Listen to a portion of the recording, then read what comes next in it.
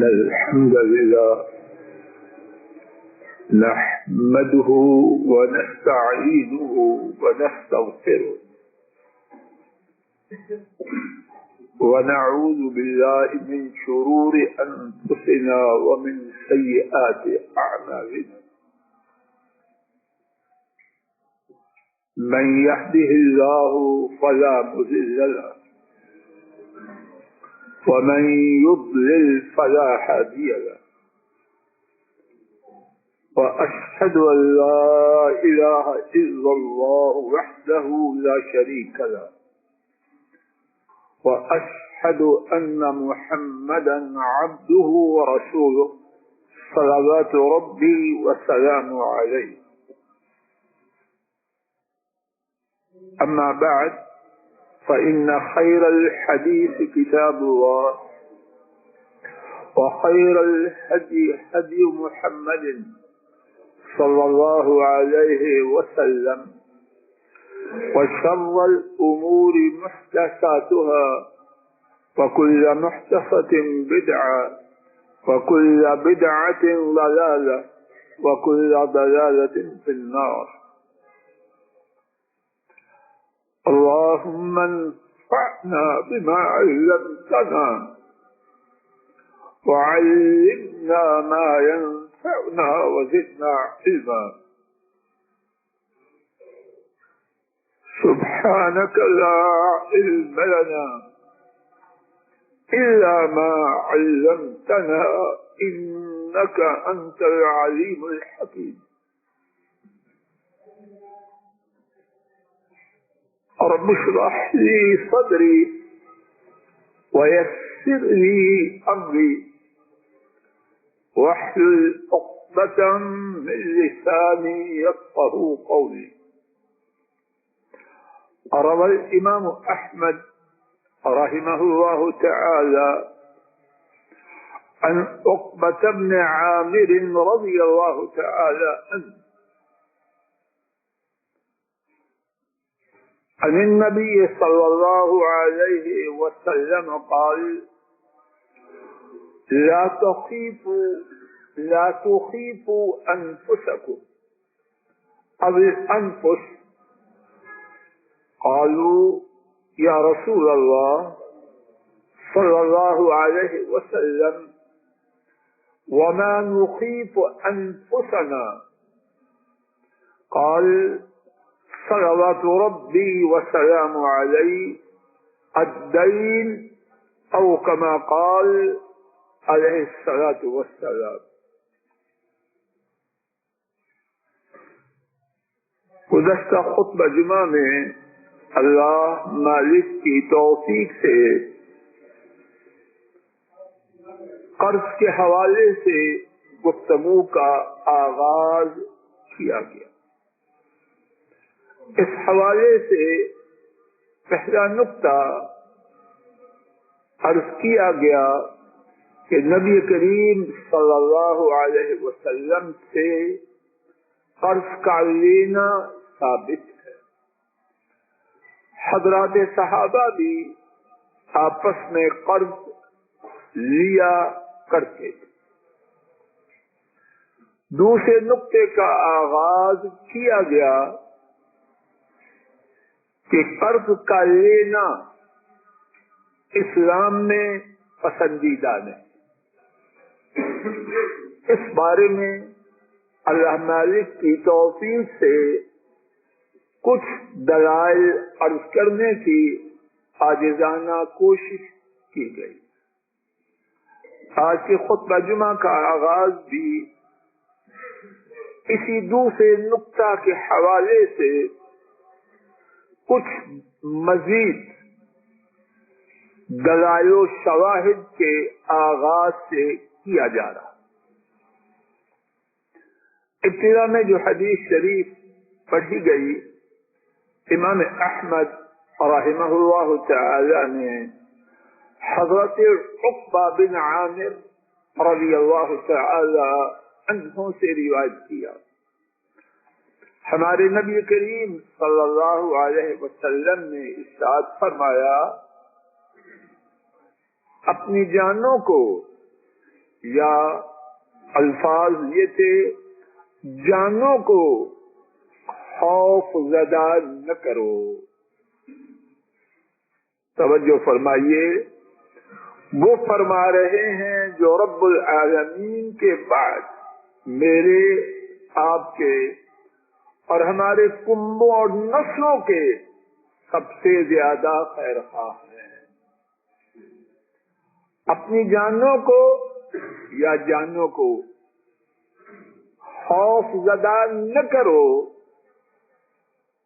اور دوسری روایت میں ہے جسے امام حاکم نے روایت کیا، لا تخیفوا انفسکم بعد امنها،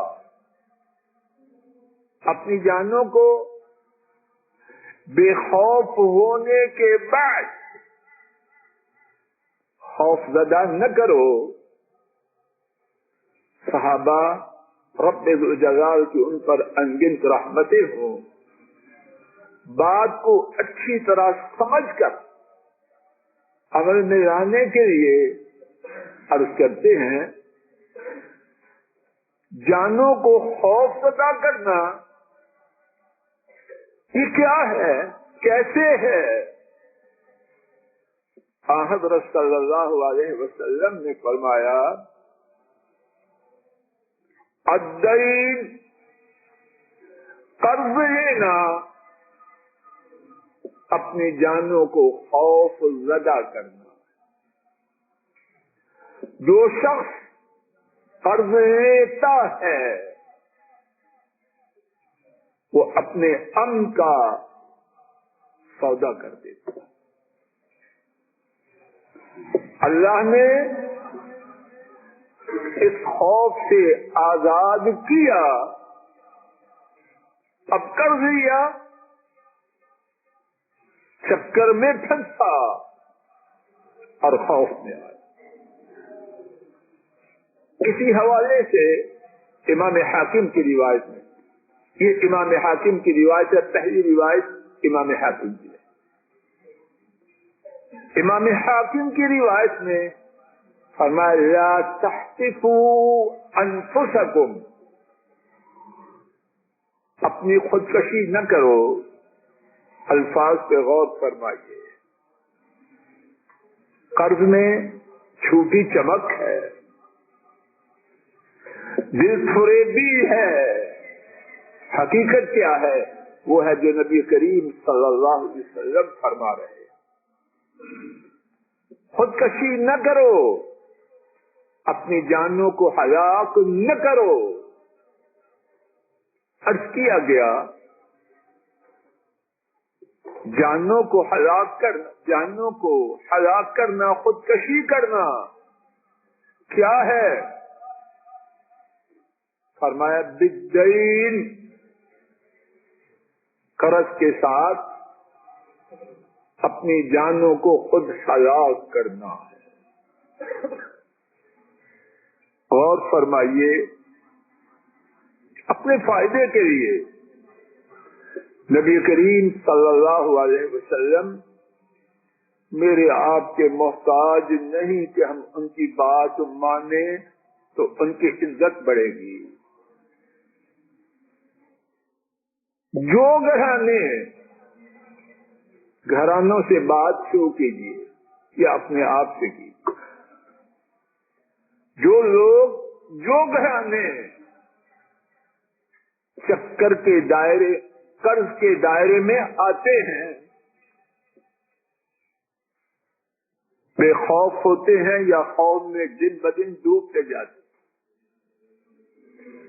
زندگی سکھی ہوتی ہے یا پریشانیوں کا گہوارہ بن جاتا ہے. اور آج کے سرمایہ داری نظام میں لوگوں کو اسی چنگل میں پھنسانے کے لیے ایک دھوکہ قسطوں کا کاروبار ہے. قسطوں کا کاروبار جھوٹا سے اٹھتا.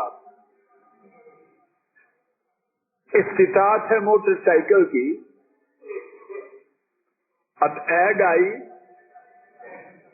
پروپیگنڈا سنا، گاڑی مل رہی ہے آسان قسطوں پر. اب اسکوٹر اس کے لیے تو اپنی جیب میں پیسے تھے، اب گاڑی اور کیسے ان کا تو یہ فیلڈ ہے، کیسے خوبصورت انداز میں آسان تری کر کے پیش کرتے. اب گاڑی لے رہا ہے. حضرات و خواتین اللہ کی یہ توجہ کرے، ہمارا دین ہماری خیر کے لیے، دین ہمارا محتاج نہیں، ہم دین کے محتاج. جب گاڑی آئے گی کیا گاڑی کے تقاضے وہی ہیں جو موٹر سائیکل کے؟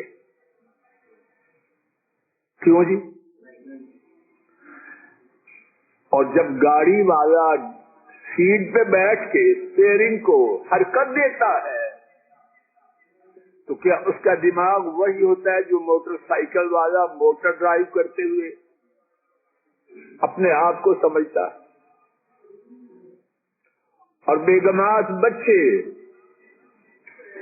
ہیں موٹر سائیکل والے، اللہ پاک نے ان کو جو حیثیت دی وہ موٹر سائیکل کی. اور آدمی اپنی حیثیت سے متاثر ہوتا ہے، انکار کریں یا مانے. اب اس حیثیت والا کنبا موٹر سائیکل والا جب گاڑی پہ جائے گا تو اسی طرح جائے گا جس طرح موٹر سائیکل کے ساتھ جایا کرتے. کچھ فرق پڑے گا کہ نہیں؟ اور پھر گاڑی کے اخراجات وہی ہوں گے جو موٹر سائیکل کے. اور جس بھروسے پر قسطوں پر گاڑی لی ہے اس کی کوئی گارنٹی ہے؟ اور جب ایک گاڑی قسطوں پر گھر میں آئی ہے تو بیگم صاحبہ کے پاس بھی ایک فہرست ہے کہ نہیں؟ اوون پرانا ہو گیا، فریج شادی کی آئی ہوئی ہے، ریفریجریٹر اس کا مسئلہ بھی خراب ہے. اور بیگم کے ساتھ اگر بچے بھی کچھ بڑے ہیں ان کے بھی تقاضے ہیں کہ نہیں؟ اگر ایک چیز قسطوں پہ لی جا سکتی ہے تو باقی چیزوں کے لانے کو کون روکے گا؟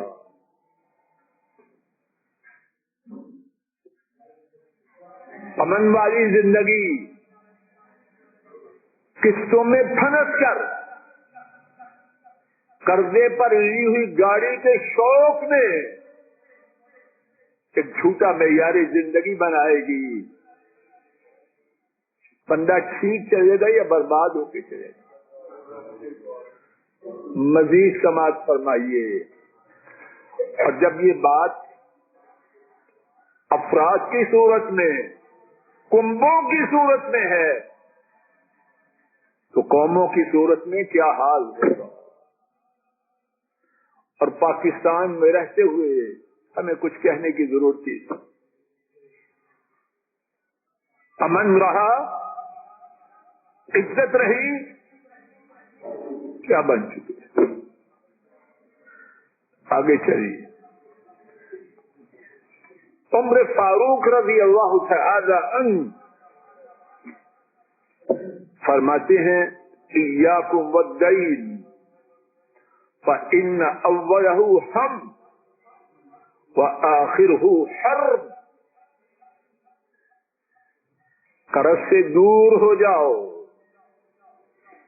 فاروق سمجھدار ہیں کہ نہیں؟ بڑے دانشور ہیں، ضربے تقسیمیں کر کے اکانومسٹ ہیں. فاروق کچھ نہیں جانتے. وہ نظام حکومت دیا. ہمارے جو دوست مغربی دنیا میں رہ کے آئے ہیں وہ آئے دن گواہی دیتے رہتے ہیں کہ وہاں اب بھی ان کے نام سے انہوں نے تکافل کا نظام جاری کیا. دشمن نے مانا عمر فاروق رضی اللہ تعالی عنہ کے نظام حکومت کو ہمارے لیے اس میں کوئی چیز ہی نہیں. فرمایا ایاکم والدین فإن أوله هم وآخره حرب. قرض سے دور ہو جاؤ، اس کی ابتدا غم ہے اور اس کی انتہا جنگ ہے. اب غم میں خیر ہے اور جنگ میں خیر ہے، اور غم اور جنگ کے جو بیچ ہے وہ بچے گا یا مارا جائے. اور کچھ کہنے کی ضرورت نہیں ہمارا حال کیا ہے.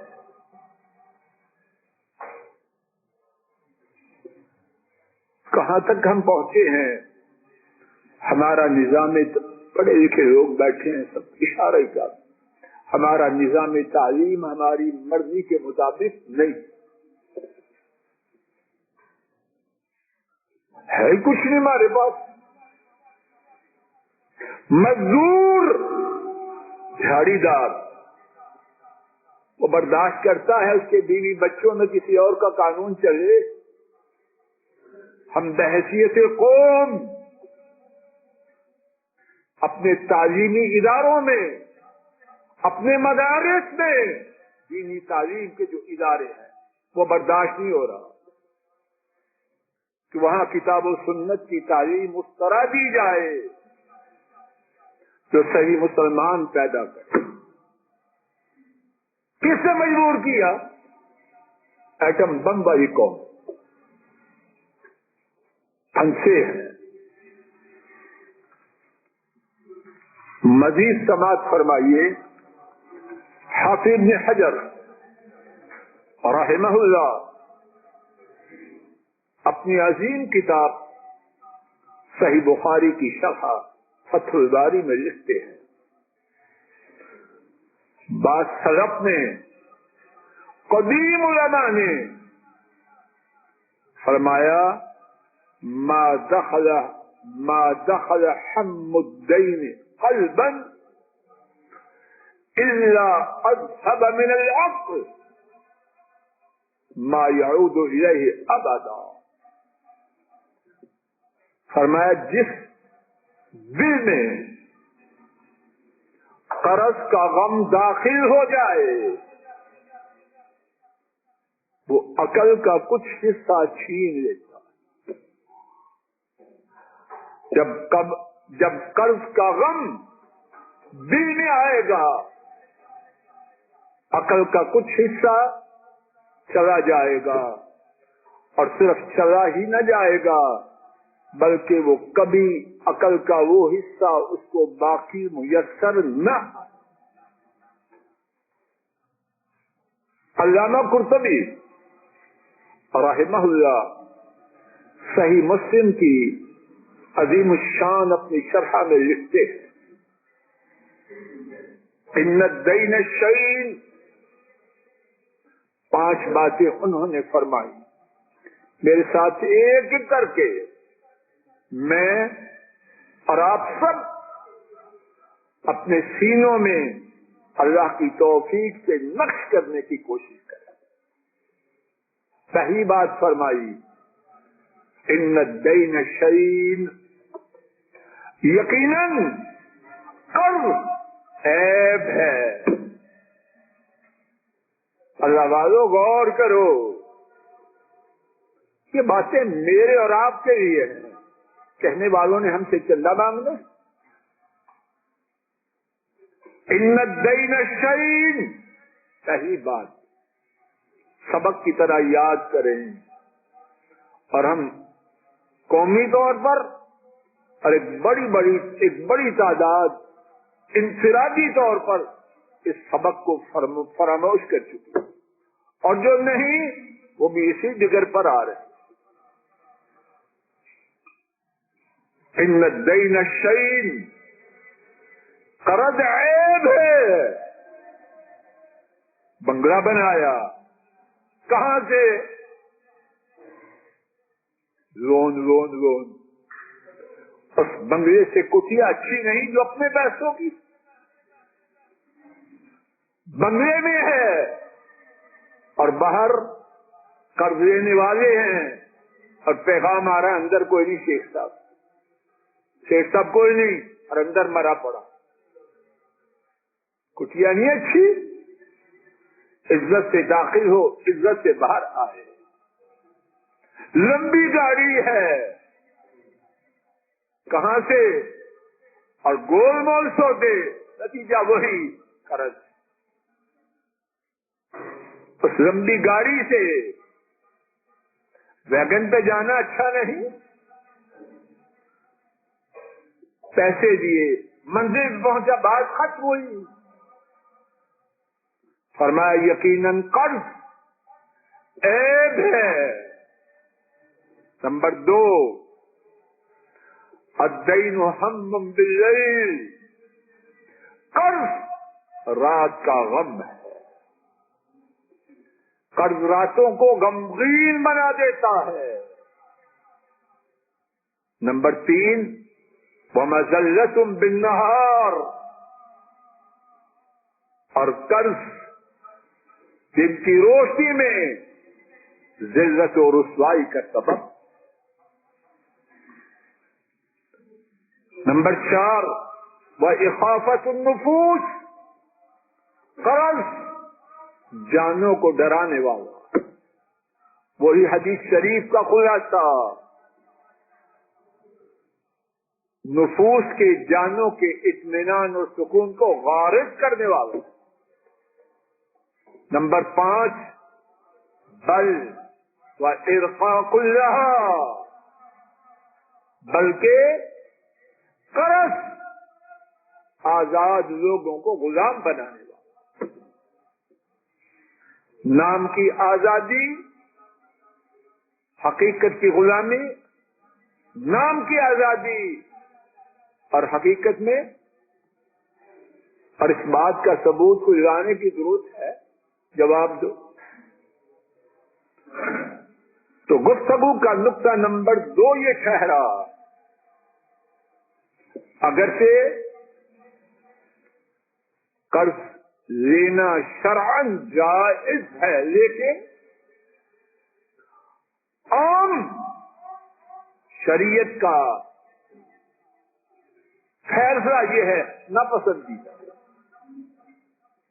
نقطہ نمبر 3,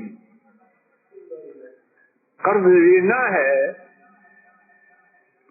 جو نقطہ نمبر 1 بیان کیا گیا کہ جائز ہے, تو کیا بغیر کسی قید کے, شرط کے, رکاوٹ کے جائز ہے؟ نہیں. جس قرض کی اجازت ہے اس کے لیے آداب ہیں, اس کے لیے تقاضے ہیں.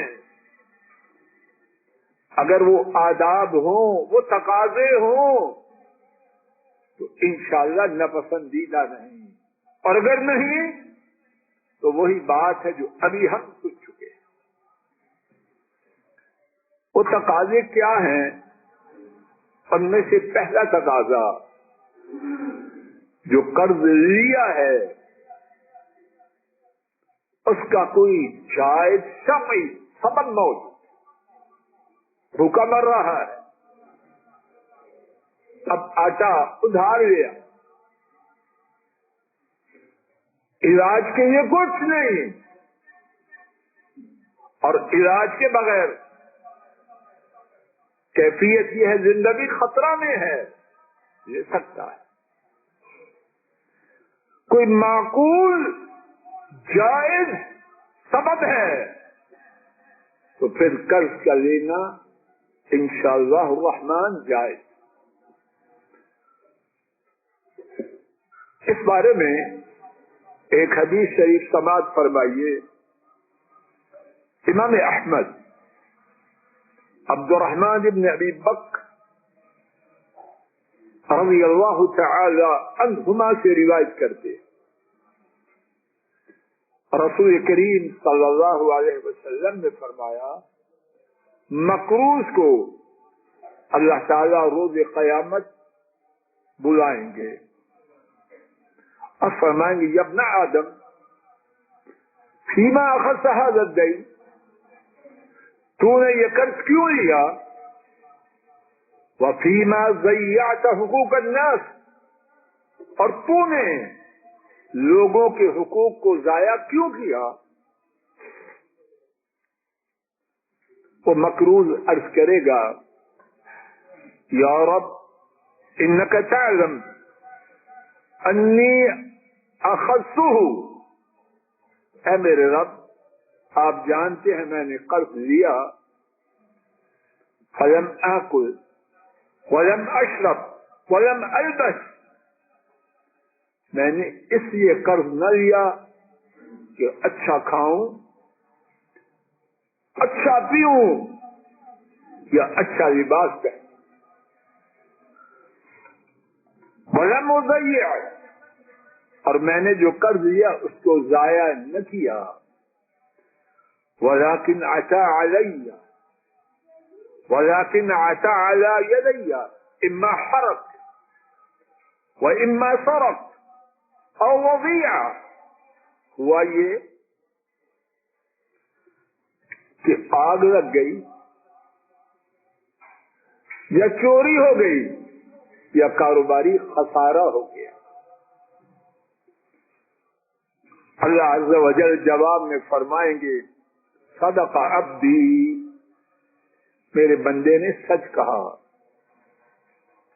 انا حق من قضى عنه اليوم، میں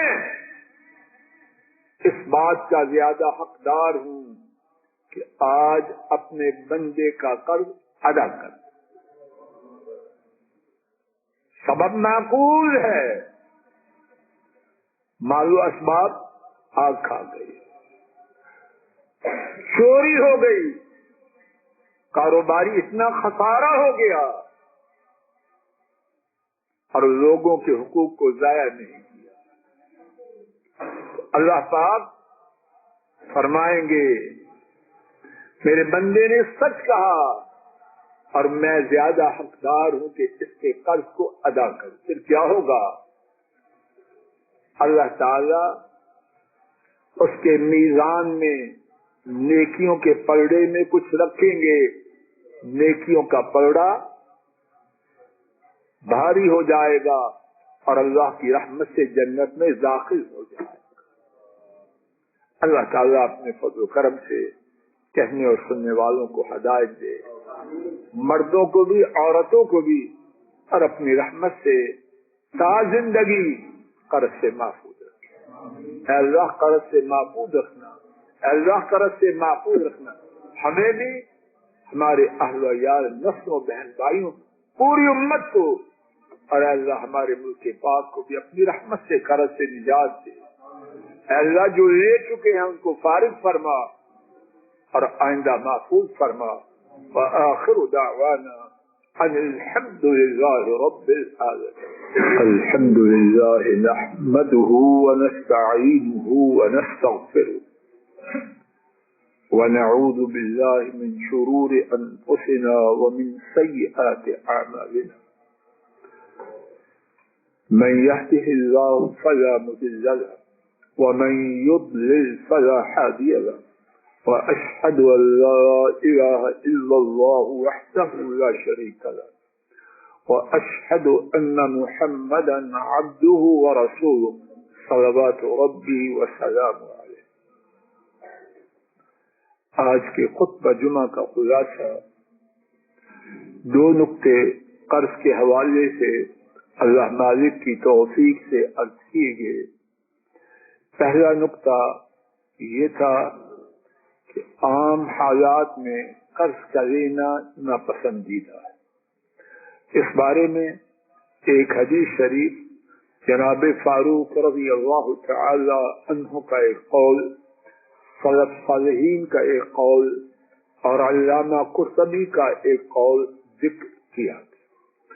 دوسرے نقطہ میں اللہ مالک کی توفیق سے اس بات کا آغاز ہوا کہ مخصوص حالات میں قرض لینے کی اجازت ہے اور ان حالات میں سے ایک بات یہ ہے کہ قرض لینے کا مقصد ایسی صورت حال کا پیدا ہونا ہے جس میں قرض لینے کے سوا چارہ کار نہ ہو، اور وہ سبب جائز اور مشروع۔ انشاءاللہ الرحمن اسی مقام سے آئندہ خطبہ جمعہ کا آغاز ہوگا۔ اللہ تعالیٰ اپنے فضل و کرم سے ہم سب کو اور ہماری امت کو اور ہمارے ملک پاک کو اور پورے عالم اسلام کو قرض کی لعنت سے اپنے فضل و کرم سے محفوظ رکھے، اور جو ہم اپنی غلطیوں سے قرض میں پھنس چکے ہیں اللہ تعالیٰ اپنے فضل و کرم سے اس سے نجات دے۔ اے مولا کریم ہمارے بیماروں کو شفا عطا فرما، پریشانوں کی پریشانیوں کو دور فرما، دکھیوں کی مدد فرما۔ اللہم صلی علی محمد وعلی آل محمد کما صلیت علی ابراہیم وعلی آل ابراہیم انک حمید مجید۔ اللہم بارک علی محمد وعلی آل محمد کما بارکت علی ابراہیم وعلی آل ابراہیم انک حمید مجید۔ ربنا آتنا في الدنيا حسنة وفي الآخرة حسنة وقنا عذاب النار۔ اللهم إنا نعوذ بك من المأثم والمغرم، اللهم إنا نسألك علما نافعا وعملا متقبلا ورزقا طيبا۔ ربنا هب لنا من أزواجنا وذرياتنا قرة أعين واجعلنا للمتقين إماما۔ سبحان ربك رب العزة عما يصفون وسلام على المرسلين والحمد لله رب العالمين۔